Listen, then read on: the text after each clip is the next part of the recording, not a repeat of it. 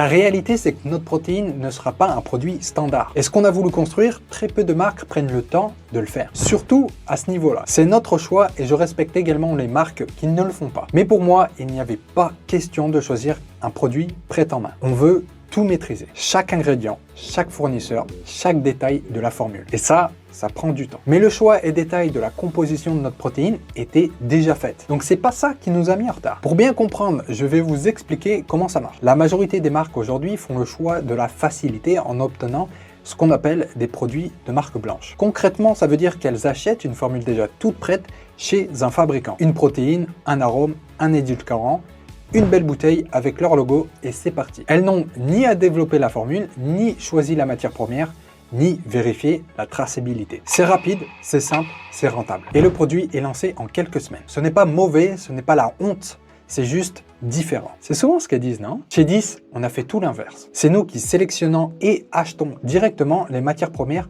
auprès des fournisseurs d'ingrédients. Puis, on les renvoie au laboratoire qui se charge de l'assemblage et de la mise en sachet de notre formule. On ne prend pas une base toute faite, on construit notre protéine de zéro, en choisissant chaque élément pour sa qualité et son efficacité. Et ça, c'est le cas pour tous nos produits, en fonction de la qualité de la matière première, des études scientifiques et de la transparence de chaque fournisseur.